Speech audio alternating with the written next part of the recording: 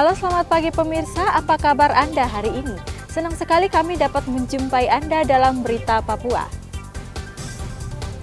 Saya Yuni Rumbarat bersama tim redaksi telah menyiapkan sejumlah berita menarik dan aktual untuk Anda. Berikut 3 berita utama kami.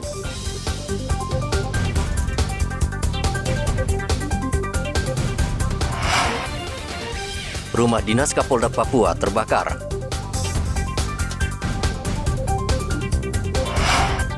Hilang 3 bulan, jasad seorang pemancing yang tenggelam akhirnya dievakuasi tim SAR dari Muara Amar, Mimika.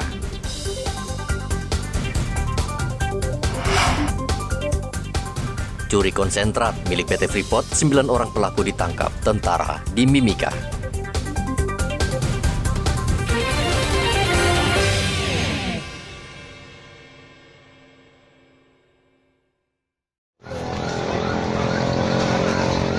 Rumah dinas Kapolda Papua Selasa kemarin terbakar. Belum diketahui pasti penyebab kebakaran, namun diduga kuat api berasal dari korsleting arus listrik. Api berkobar dan dengan cepat menghanguskan bangunan utama rumah dinas Kapolda Papua Irjen Matius Fakiri. Api baru padam setelah 2 water cannon bersama mobil pemadam kebakaran tiba di lokasi. Sebanyak 6 mobil pemadam kebakaran dan ditambah dari Polda Papua dikerahkan untuk memadamkan api. Kita upaya untuk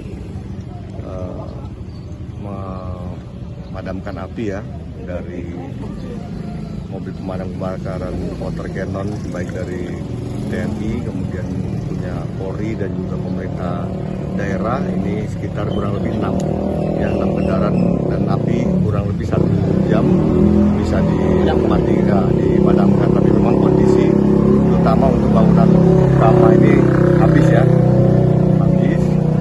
Kemudian juga kita ambil langkah untuk sekarang ini masih proses pendinginan. Nanti kita akan polis line, ya, kemudian juga nanti kita akan investigasi ya. Jadi kalau dari dugaan awal ini ada korsleting listrik. Ya. Untuk korban jiwa tidak ada, cuma sementara ini kerugian secara material saja. Penyidikan ya, kalau informasi dari saksi-saksi yang ada. Ini dari sepertinya dari korsleting listrik. Ya. Ada anggota yang jaga, ajudan, kemudian juga staf lain ya, itu yang jaga. Tapi memang waktu itu bapak juga ya ada di Bayangkara ya. Saat ini rumah dinas Kapolda Papua telah dipasang polis lain karena tim Inafis Polres Jayapura tengah melakukan penyelidikan. Saat kebakaran, Kapolda tidak berada di rumah dinas dan hanya ditempati oleh anggota yang berjaga di kediaman. Sementara itu, 8 kios di Jalan Yaumake di depan BTN Ceria, Distrik Hinekombe, Kabupaten Jayapura, Senin malam terbakar. Api diduga berasal dari salah satu kios yang kompornya meledak dan api kemudian merembet dan membakar kios lain. Warga dan petugas damkar berusaha memadamkan api namun mengalami kesulitan karena api cepat membesar membakar bahan-bahan yang terbuat dari kayu. 2 jam kemudian api akhirnya bisa dipadamkan.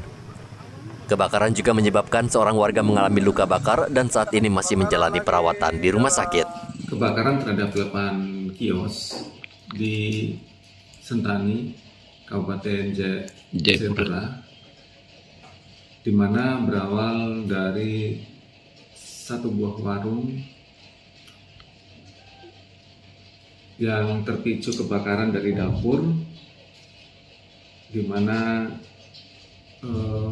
pada saat itu korban 1 orang luka bakar atas nama Christine yang kebakaran ini masih dalam tahap penyelidikan oleh pihak Reskrim Polres Jayapura Kabupaten untuk mencari tahu motif sebenarnya apa yang terjadi yang menyebabkan kebakaran. Akibat kebakaran tersebut, kerugian yang diderita pemilik kios ditaksir mencapai ratusan juta rupiah. Arthur melaporkan dari Jayapura, Papua.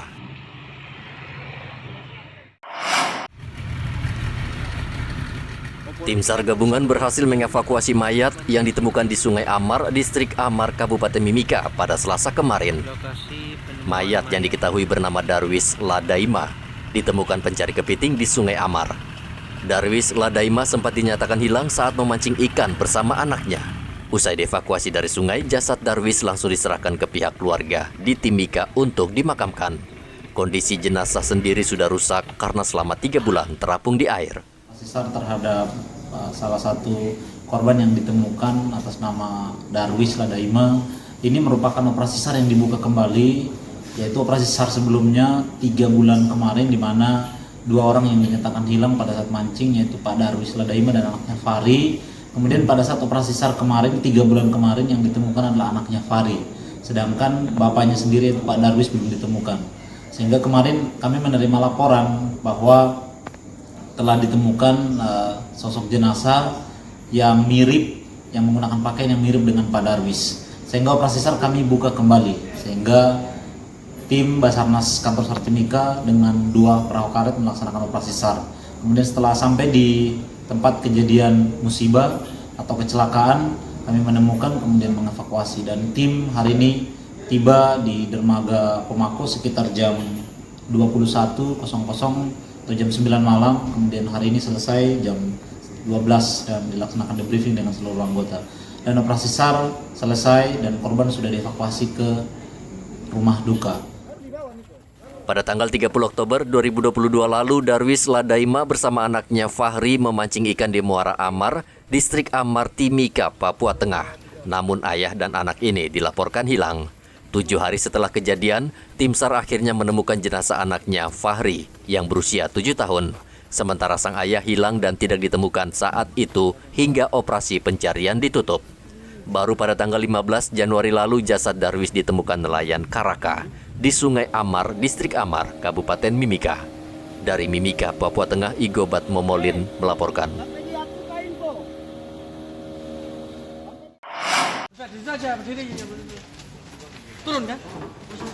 Tentara Angkatan Laut Timika bersama Satgas Amole menangkap 9 orang pelaku pencurian konsentrat tambang Freeport. Para pelaku ditangkap di Port Said Selasa kemarin sekitar pukul 2 dini hari. Dari tangan 9 pelaku, petugas menyita 34 karung berisi konsentrat dan uang tunai lebih dari 70 juta rupiah, serta 1 buah ponsel. Konsentrat tersebut diambil pelaku di aliran pipa tambang dari Tembagapura menuju Port Said. Kemudian konsentrat diangkut para pelaku dengan menggunakan mobil ke lokasi aman. Ada 9 pelaku yang diduga melaksanakan penggelapan yang ada di belakang. Penangkapan dilaksanakan TKP di Port Said. Jadi di TKP itu adalah wilayah penanggung jawab wilayah yang dipercayakan kepada Lanal untuk menjaga, bekerjasama dengan Satgas Pamopintas dan Satgas Amole, bekerjasama dengan PT Freeport. Itu adalah TKP-nya yang berada di wilayah pengamanan Lanal. Jadi kami melaksanakan tadi malam hari Senin tanggal 16 Januari 2023 pukul 02.30. 9 orang pelaku diduga melaksanakan penggelapan barang PT Freeport. Adapun dari 9 orang ini diduga pelaku penggelapan 4 orang dari karyawan Freeport dan 5 orang dari non-karyawan Freeport. Akan melaksanakan penyerahan diduga pelaku dan serta juga barang bukti yang kami dapatkan adalah 34 konsentrat Freeport serta uang 50 juta dengan barang bukti handphone, 4 handphone, kendaraan yang digunakan. Ke-9 pelaku yang mencuri konsentrat tersebut diantaranya 4 satpam dibantu 5 warga Pomako. Pelaku langsung dibawa ke Mapolres Mimika dan ditahan.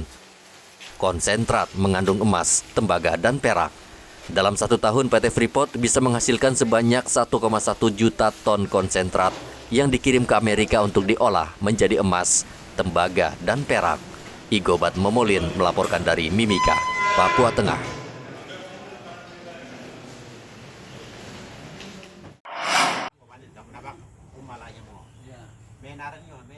Warga pemilik hak ulayat tanah tambang Tembagapura kembali memprotes manajemen PT Freeport Indonesia terkait penandatanganan kerjasama AMDAL yang digelar di Bali pada tanggal 3 Januari lalu.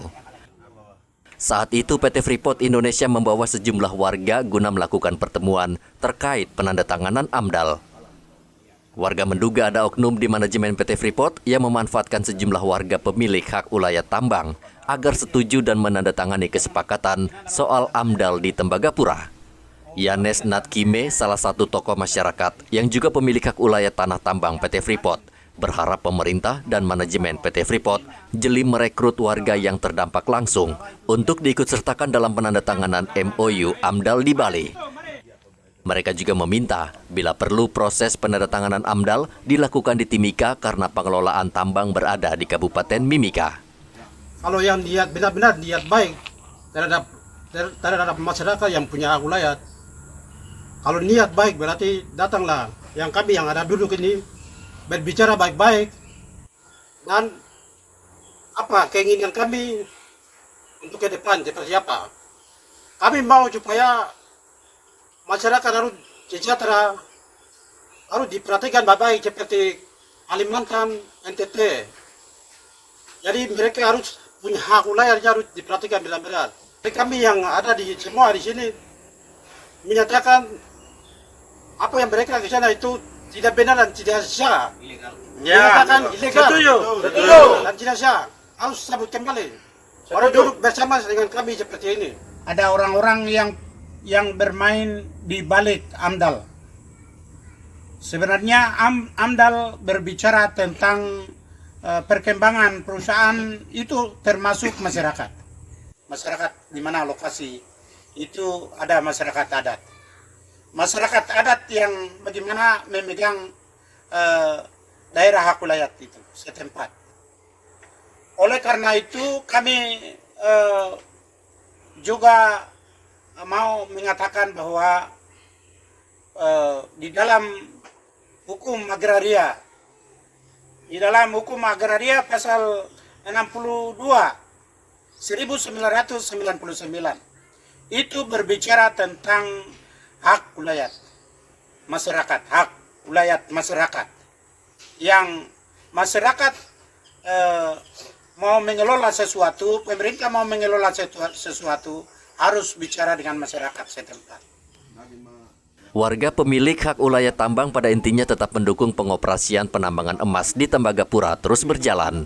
Mereka hanya meminta manajemen PT Freeport Indonesia jeli merekrut warga dalam penandatanganan AMDAL, sehingga kerjasama dengan perusahaan bisa bermanfaat dan tepat sasaran. Dari Mimika, Papua Tengah, Igobat Momolin melaporkan. Harga kedelai di Merauke kembali naik. Jika sebelumnya hanya Rp14.000 per kilogram, kini naik menjadi Rp15.000 per kilogram. Harga tempe pun akhirnya ikut naik. Harga tempe untuk ukuran kecil sebelumnya dijual seharga Rp5.000. Kini naik menjadi Rp6.000 untuk 3 potong. Namun tidak sedikit produsen tempe untuk sementara berhenti memproduksi karena naiknya harga kedelai. 1.540.000 Berarti kena per kilo berapa itu? Dua sak? 2 karung. Berarti kena aja berapa? 15.000 ya? Lebih 15.000. Tadinya harga berapa Pak Ji? 14 ya? 14,5 ya? Pak Haji terpaksa tempenya dinaikkan juga ya? Saya libur lama. Sudah lama udah jual tempe, karena memang naiknya itu Pak Haji ya? Nggak bisa nguntung. Kenapa ini Pak Haji? Ini dinaikkan aja? Harga plastik mahal, kayunya malah nggak ada kayunya untuk bakar. Tahu sekarang jual nih juga tahu. Kalau tahu tetap harganya sama. Tapi jual nih orang bikin saya. Oh gitu. Nggak mampu sekarang saya. Berarti tahu aja Pak Haji ya. Selain kedelai, harga telur menjelang perayaan Tahun Baru Imlek juga ikut naik. Bahkan warga saat ini sulit mendapatkan telur karena stok berkurang di pasaran. Penjual telur yang biasa mangkal di sepanjang Jalan Paulus Nafi di depan Pasar Wamanggu sepi. Hanya terlihat satu penjual, padahal biasanya ada 7 penjual yang menjajakan telur. Menurut pedagang, stok telur berkurang disebabkan banyak dikirim keluar kota Merauke seperti ke Bovendigul, Asmat, dan Mapi. Standar. Tapi kalau di penjualan eceran naik Pak ya? Dia naik paling naik 1.000 2.000. Tapi bagaimana kalau stoknya Pak sendiri di peternakan Bapak ini? Cukup atau seperti apa produksinya? Biasa?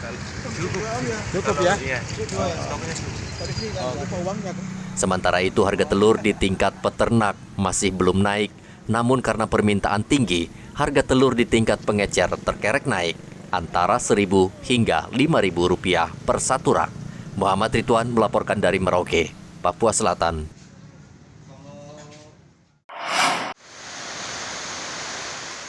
Selama beberapa hari ini cuaca di Merauke mulai bersahabat. Kabar baik itu dimanfaatkan para nelayan di Merauke untuk mencari ikan. Dari hasil pemantauan, di Pasar Rawamanggu para pedagang ikan mulai senang karena stok ikan sudah mulai banyak walaupun harganya masih tinggi. Untuk satu ikat ikan laut jenis bandan berukuran kecil dijual seharga Rp50.000. Saat normal harganya hanya Rp20 hingga Rp25.000 per ikat. Harga ikan lautnya sekarang berapa, Bu? Agak mahal? Mahal, bandan 50. 50. Tapi sudah ada, Bu, ya? Sudah ada. Sudah ada. Memang sudah banyak ikan laut, Bu? Ya. Sudah banyak ikan laut yang ada? Tidak, ini sekarang perang tidak ada turun lagi, ada ombak. Oh, ada ombak lagi ya, sempat itu. Sebelumnya, cuaca buruk melanda perairan di Merauke, sehingga nelayan terpaksa menunda mencari ikan selama beberapa pekan. Pihak berwenang di Merauke juga sempat melarang nelayan melaut karena gelombang tinggi mengancam keselamatan mereka. Muhammad Ridwan melaporkan dari Merauke, Papua Selatan.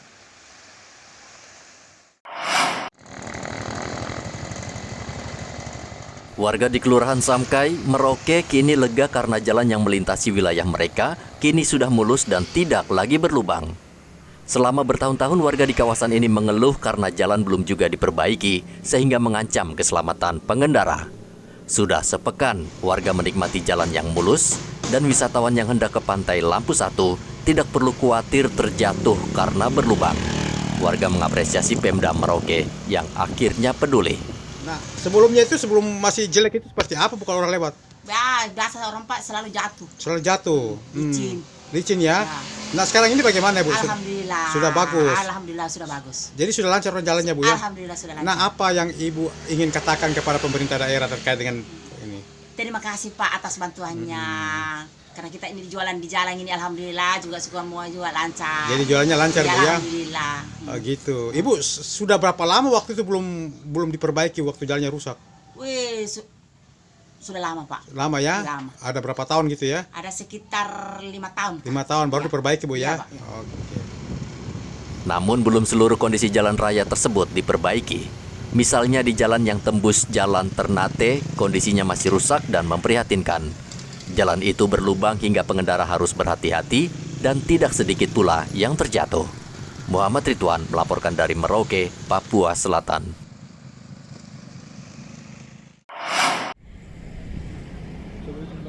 Situasi di Kabupaten Oksibil, Pegunungan Bintang saat ini berangsur aman pasca teror yang dilakukan kelompok kriminal bersenjata beberapa waktu lalu. Kabid Humas Polda Papua Kombes Ignatius Beni Adi Prabowo mengatakan masyarakat saat ini sudah kembali beraktivitas secara normal, kendati personel gabungan TNI Polri masih rutin berpatroli. Ignatius meminta warga tidak terprovokasi dengan isu yang sengaja disebarkan KKB untuk memicu keonaran. Situasi masih terpantau aman terkendali, di mana sebagian masyarakat masih tetap membuka kios untuk berjualan. Memang ada beberapa yang masih belum buka. Nah, tadi pagi juga sudah dilaksanakan apel gabungan dari kepolisian, TNI, dan pemerintah kabupaten bersama-sama untuk melakukan atau mendukung dari Polres Pegunungan Bintang untuk mendukung kegiatan kepolisian yang ditingkatkan. Di antaranya melaksanakan kegiatan patroli di dalam kota Oksibil. Bupati Pegunungan Bintang Speyan Bidana menjamin situasi di wilayah Oksibil aman. Seluruh aktivitas masyarakat sudah berjalan normal. Begitu juga dengan pemerintahan dan penerbangan sudah mulai berjalan normal kembali. Kami dari pemerintah daerah, baik Bupati, TNI Polri, seluruh komponen masyarakat, kami sudah nyatakan aman, terkendali, kondusif untuk seluruh aktivitas pemerintahan, pelayanan masyarakat bisa jalan, baik pendidikan, kesehatan, ekonomi, penerbangan, itu sudah bisa berjalan. Jadi berharap semua yang ada di Jayapura itu juga bisa ini, dan yang ada di Oksibil bisa melakukan aktivitas seperti biasa. Sebelumnya, kelompok bersenjata turun gunung dan meneror warga di Kabupaten Oksibil. Mereka juga menembaki pesawat yang hendak landing di Bandara Oksibil. Teror beruntun tersebut menyebabkan warga ketakutan dan lari mengungsi ke daerah yang aman. Arthur melaporkan dari Jayapura, Papua.